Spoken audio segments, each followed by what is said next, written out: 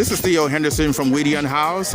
Today is May 2nd, and here we are in the studios with one of the first responders. I like to call the people that are stepping up in COVID-19 and then the other challenges as first responders. It's just not always police officers and hospital workers. This is a first responder that is feeding a need out here in Skid Row, Los Angeles. She's feeding the unhoused that has been mostly forgotten and ignored. So without further ado, I'm going to let her introduce herself and tell us why did she feel the need to come out and help someone. My name is Maxine. I'm Sealey with Sharing Love with Others, and we've been on Skid Row for about over a year, and we've been feeding the homeless out here and taking care of the community before the pandemic. So now that there's a pandemic, we need help, but we are out here passing out masks, we give out food, we give out personal hygiene items, and hand sanitizers. And the community needs help. The community needs help. We can do but so much. We're a small organization. So we need donations. We would like for you to donate at Sharing Love, at Sharing Love 2019, Venmo, Sharing Love with Others. Our mailing address is Sharing Love with Others, 1035 South Prairie Avenue, Suite 4, Inglewood, California, 90301. But again, coming back to the community, there is a need out here. The people out here don't have the services that they need. It's a lot of mental health issues out here. A lot of people think that it's only drugs, but that's not the issue. That's not the main issue. To me, my personal opinion is the mental health. So if we can get help out here for the community, that would be great. One of the questions you said you've been out here for a year. What started you to come out here to meet this need? Well, I've had a heart for helping the community since 2004. I was going through my own financial struggles, and I went to my pastor and I said, Pastor, we need to do something for the community, but that's in Hawthorne. And I became the outreach director for the church. And after that, I started going to the missions and different organizations volunteering. But while I was volunteering, I did not have the contact with the community. We would just share the food. But I needed to talk to the people. I needed to feel, to hear what they had to say. I needed to connect with them. And I volunteer organizations, but since I didn't have that connection, I said I'm going to start my own organization. And we've been Sharing Love with Others started in 2019, March of 2019. We have 1 year since we are a nonprofit organization. And we've been coming to Skid Row every Saturday. We haven't missed one Saturday. We come out here in the rain. When it rains, we are out here. And the community loves that. I remember one time we came out here, and as soon as we were setting up, it started pouring. And we started setting up, and we were able to feed the community. The community came out after the rain, and we fed them. There was another time it rained, and they thought we weren't coming. And when we came, they were surprised. They're like, oh, God bless you. You guys came out here in the rain. So we feel the love. We have that connection. We talk to them because they're human. They need a hug. We used to hug them. Not because of this pandemic. I can't hug them. They can't hug me. But we have that urge. So I am just praying that all this is over with so that I can hug them. And one thing people would tell me because of the pandemic, they would say, be extra careful when you come to Skid Row. You extra careful. That was the emphasis. And I would respond, you need to be extra careful when you go to the grocery store, because the same thing that's happening here is happening in your neighborhood. So there's no extra careful that I have to be. I need to be careful, yes, and take my precautions. When we are out here in Skid Row, we practice social distancing. Yes, we do that. Because we understand. We do it for our safety and for the safety of the community, right? So, but we need your help. We need your help. So if you would like to volunteer, you could please send us a message at our Facebook page, Sharing Love with Others. I was going to say, do you find the work rewarding? But you just already answered the question. What I admired when I was watching and I was looking at is that the care and the attention that you brought. What you forgot to say, and I'm going to say it again, is that she could prepare these meals at her home. Where I want to point out to you, because you don't have to be some big millionaire or drop a.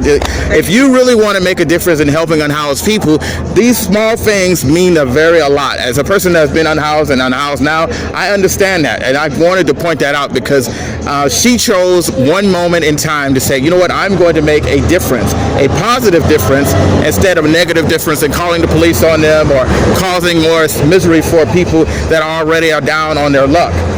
Is there anything else would you like to inspire anyone, to say anything, to get people to want to come out and volunteer or do anything to help? Well, yes, I do want to kind of piggyback on what you said. You don't have to have a lot of money. You know, any little thing that you have to donate or to help the community, you could start with that. If you would like to join us, please send us a message on Facebook. Yes. Okay, and we would happy to have you volunteer with us, because we do need volunteers and we need financial support. So thank you very much. My name is Maxine Sealey, Sharing Love with Others. Nice. And thank you. There you have it. This is Theo Henderson from Unhoused, and I thank you all for listening, and may we again meet in the light of understanding. Thank you very much.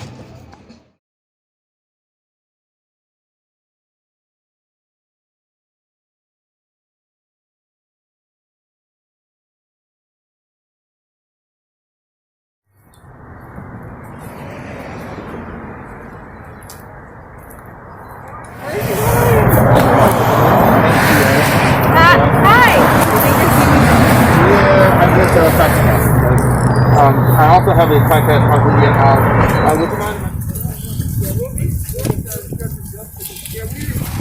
Our last thing is a card about my father's business.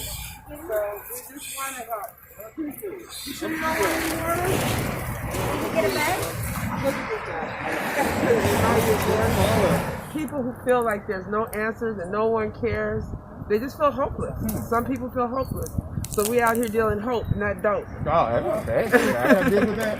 We deal hugs, not drugs. Mm-hmm. We have always the same stuff. We have fresh fruit. Oh, fresh fruit.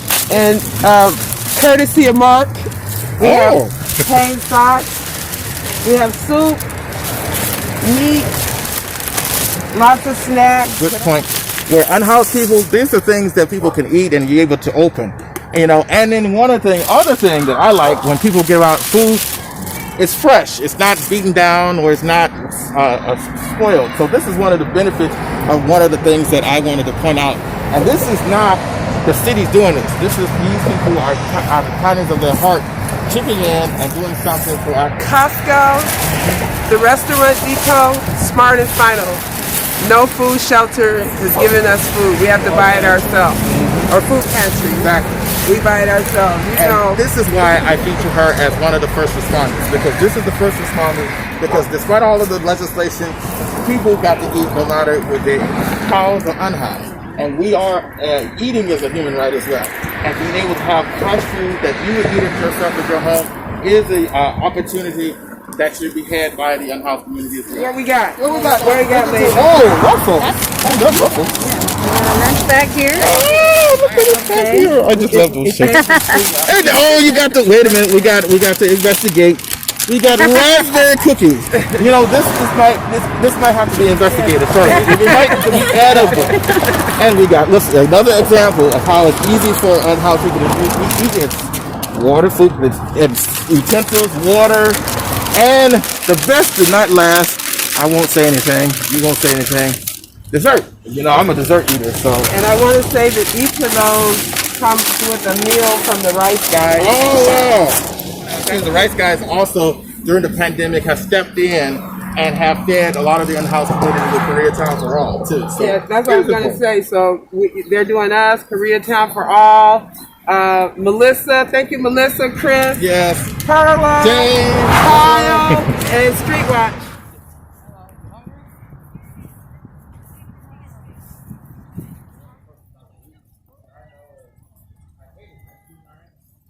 Good afternoon. This is Theo Henderson from We Unhoused. Today is a very special day. I'm out here in the front lines with one of the first responders. This episode talks about the first responders that are often ignored. We always see people that working in the health profession or in supermarkets, but we don't see the true first responders. In this COVID-19 and before the COVID-19, there have been first responders that have been going to the least of us, as society is like to blame us, is the unhoused community. In the studios today is Kathy Huck, one of the frontline first responders. And without further ado, welcome to our show again. Thank you, Theo. It's good to be back for another time. I rarely get invited back, so I'm really feeling good right now. Well, you've been on your best behavior in the last episode, so I had figured, well, I'll give her a chance. So tell me, I want to highlight you, and I want to talk to you about this kind of outreach, because it's incredible because societal norms does not really recognize that you guys are first responders. What's going on? Well, I mean, we have COVID-19, so we have a pandemic. But what I do is nothing new. You already know this. We've always had the unhoused community, but every time there's something new that happens, that community is affected negatively, even more so. So now with this pandemic, how do I self-quarantine? How do I stay safe at home? How do I stay home when my home is outdoors? Mm-hmm. So some of the things that we're dealing with is making sure that people are getting food, making sure that people have some semblance of shelter, even if that's just a tent. You know, that's better than no shelter. And also making sure that they have the other things like hygiene, socks. As you know, working with us, yeah, he works with us too.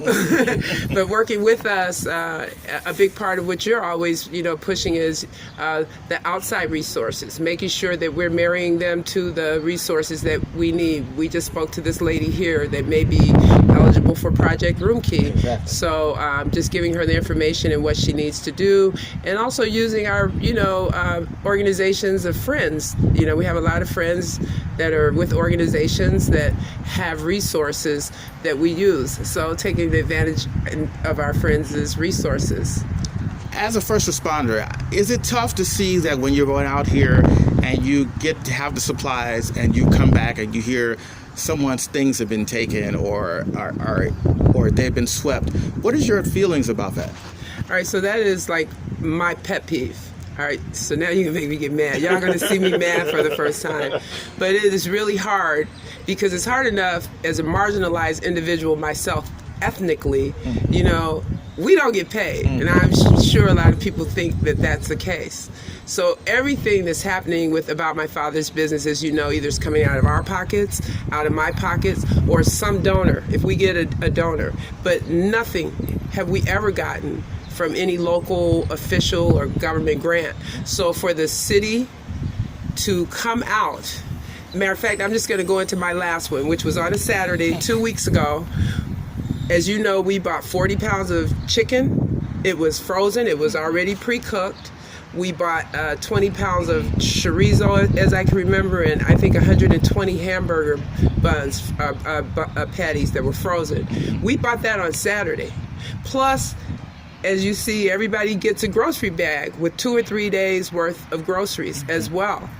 And for us to get a call Monday in less than 48 hours after giving out all of that food to find out that sanitation and the care team, why do they call it the care team? They don't care, but the care team and sanitation, LAPD, LASA, they came out and they took everything.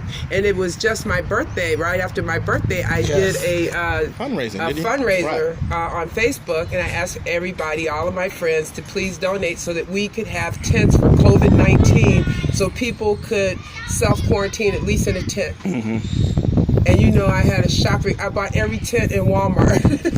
One of the things that touched me, two things I want to say, like today, one of the things that made me smile is when you walked away and said, I love this job and I would do this without being paid. But also what broke my heart one day, and when you told me the story of a young lady out there creating creating masks for the unhoused community. Can you tell our audience about that story? That was also on the same sweep. So we'd given out, I raised $1,355 for tent. But this little girl, her name was Sheroes, and her mom is a friend from around me. Her name is Krista Koch. Krista decided to make masks for us, for our team out here. And also they made enough that we could actually hand them out to the people that we serve. That little girl and her mom, they made well over $1,300 in masks. Those were swept away also within less than 48 hours. And what the people were told were they were contaminated. Well, they were reusable masks. They even took the time to make the area for the slot to put a filter in it. They were really beautiful masks. And they were taken, and the meat was taken. The man said they took the freezer, you know, the meat was in a freezer. The tents, the only tents that were left that we purchased for my birthday were 2. That was my birthday present. There were 2 left on that street, and they were brand new. And I asked them, I went back and I asked them on Tuesday, I interviewed them, why were they taken? They were told by sanitation that the meat was contaminated, that the tents were contaminated, that this stuff was contaminated. And if Mayor Garcetti has a moratorium on sweeps, if the CDC says by sweeping an encampment, you're spreading and making this virus increase, then you're not doing the community, housed or unhoused, any service by moving an encampment. And people, if you watch this and you are housed and you like calling the council office to have an encampment move, you're part of the problem too. Because every time you call and that encampment is moved, somebody is displaced. And it makes our job hard too, because as you see, you've been following us, we have to look around to find our people. Yes, yes. And it's like a Herculean task because they're in hiding, because they don't want to be swept or taken all their belongings. And there's a definite need here. What got you into doing About My Father's Business? What was your inspiration? My mother. Talk about your mother, because I'm a mama's boy, so you gotta tell me what happened. Well, we're both from Chicago, so I had one of those Chicago mamas. And my mother was that lady. We were Air Force brats. My father did pretty well in business. My mother, if some kids in our neighborhood was struggling, had to give away my birthday gifts and Christmas toys. When my mother moved out here to LA in '85, I think in '85 my mother moved here, her first thing was to go down on Skid Row. She had heard about Ted Hayes, and she would have us go down there every Sunday and set up tables. And sometimes she set up her own tables over on 4th and Wall Street, and we would feed the unhoused community. And that's been my life. I started going to Sunrise Christian Fellowship in Simi Valley, I think in the mid, like 94 or something like that. And Ken Kraft was my pastor, is my pastor, and longtime friend. Even there, he was doing that in Simi Valley. Wow. So he's always, even in his ministries as a pastor, we've had to take care of the less fortunate. So when he started, he was with San Fernando Valley Rescue Mission for a while, the director. Then he started Hope of the Valley, and I worked with him. I've worked with Manny Flores, hang out with Laura Rathbone, and Laura Rathbone actually got me into encampments. Oh, really? Yes. Do tell. I was working at the day center in Hope of the Valley, and Laura, that's when she was getting taking hundreds of unhoused people downtown to City Hall to protest and get H passed. And one day we were at work and she was like, you know what? I'm like, what? She goes, you should come and go with me tonight. I'm like, where are we going? She's like, I wanted you to go with me in Oikos 445, which is the name of this outreach ministry. I'm like, what's the difference? She goes, you'll see. And we went into the encampments. It's raw because now you're not coming to me or where I work or my turf or however you want to say it. I'm coming to your home. To your home. Yeah, exactly. To where you reside. Exactly. And I don't care where that is. You're allowing me into your space. Yeah. And it's raw. It's different. I've made I feel like I've always made really heavy relationships. I'm like Anais. If I don't connect deeply, I can't connect at all. And I made deeper relationships because people are inviting me into their personal life and to see the raw side of what it is to be unhoused. Wow, that you've given us a mouthful of it. I want to talk about the future because it is essential, because my eye is always on the future of the state of being the houselessness right now. We have a situation here. We have unhoused people that are out here. We have a slow or anemic city council, and we have in the horizon over 45% of people that are housed and secure that will be joining the ranks of houselessness.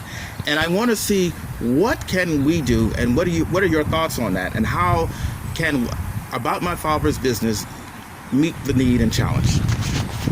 I think one of the first things is we keep advocating for affordable housing. We keep advocating for services that are needed, not just for the unhoused, but for people who are housing insecure. Because right now with the pandemic, look at all the people on unemployment. And there are people that are being evicted, moratorium or not. So Yes, thank you. at the end of the day, however they come down the chute, most of them are gonna land in my basket. Exactly. What I think and what I believe is we have to stop wasting money. So if it's costing $30 million in 2019 to do sweeps, $30 million would buy how many buildings? Or, my dream. I say find a beautiful 4 or 5 acres, make a mobile home park, beautiful, some of the most beautiful mobile home parks. $30 million would build that, and it would be cheaper. Well, what about if you don't have a mobile home? But if you're going to build a building, you can buy mobile homes cheaper than than spending $700 or $100 for one. Studio apartment. You also had something about the homes that we were driving one day. You were talking about how it would be cheaper to make certain type of homes. That's why I was leaving. Well, I think that if you use container apartments, that's inexpensive. You could do 3D printing and build homes like we build like 10 homes right now. They'll be ready tomorrow. But I think that we have to use these different, I want to say, these abilities, these different ideas. I sound like Trump, huh? We have to do this stuff. But we have to, I believe that we have to use the innovation, the technology that we have.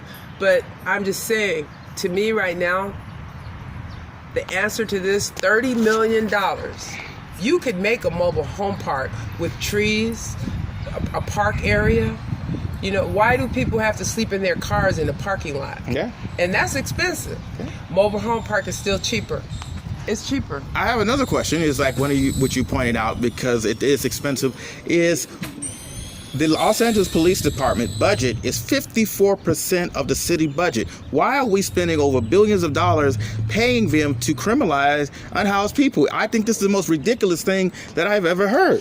Well, I think that that's another problem. I think that we're spending way too much money on policing, especially if I could tell you that it's a waste. It's a waste to spend tax dollars to do sweeps of encampments.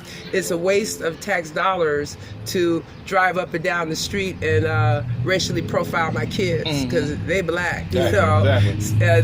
That's a waste. I used to be a police officer, as you know, back in the olden days. But my job was to protect and serve. And the community I worked in, that was just my job. I think that there are people that shouldn't be in these jobs. I don't know. We militarized our police department. I carried a 22 Smith & Wesson. The old fashioned was spin around. Right. I swear I did. So I'm just saying, we're militarizing the police. Everybody's afraid. Afraid of what? And police officers now are doing jobs that are not their jobs. Thank you. They're doing work that's not the work of the police department. The police department has become social services. they become mental health. Yeah. And and I have seen good officers trying to decide, Pastor, I don't know, maybe they need DMH, I don't know. They don't know. So, I think the closest any police officer should have to do would be first aid. Yes. That's when I was a cop, if I made it there before the ambulance, I'm like, well, let me stick my finger in this bullet hole and, hope that, hemorrhage bleed out. Yeah. So, now they're doing all these other things. So I think that the biggest problem, budgetary, police department aside, is I feel like we're throwing away a lot of money. If it costs $1,300 for tents, and you consider that little Sheroes made $1,300, and for yourself, we bought about $700 worth of food. How much did that cost the taxpayers? Zero. Nothing. You came out of your pocket and you did it yourself. So it cost them nothing. Right. How much does it cost to do the sweep to take all that, though? And that, to me, is fiscally irresponsible. So why should I take a grant from anybody at the city? Why do you want to give me a grant? Because I'm going to go to Costco, the Restaurant Depot, Smart and Final, buy some good food. So what, are you going to throw the taxpayers' money away too? It's just like the City Hall council members that buy these Christmas gifts, and the very next day, and I remember seeing this in Echo Park, they swept them on a rainy day after Christmas. So these issues are poor examples of service. I'm going to conclude this interview with a quote by Shirley Chisholm. And she says, service is the rent you pay to stay here on this earth. And I ask our audience, as well as our city who is listening, is what type of service that are you providing for the citizens of Los Angeles, California? Here is a service provider that's providing a service long before it was known, and she's just doing it out of her own pocket and gets the least recognition. This is Theo Henderson from Unhoused, and I thank you all for listening. May we again meet in the light of understanding. So what you think? I don't know, you'll edit it. But it was a good interview. I was sitting there like Trump. Like, join us for episode 24, The Other First Responders. And if you like our podcast, please subscribe to Patreon. We are also on YouTube and SoundCloud. Special thank you to Mark Horvath for his generous donations in order for me to complete my podcast equipment. And also special thank you to Mindy and her boyfriend for the English muffins and some added things that I need to create my podcast better.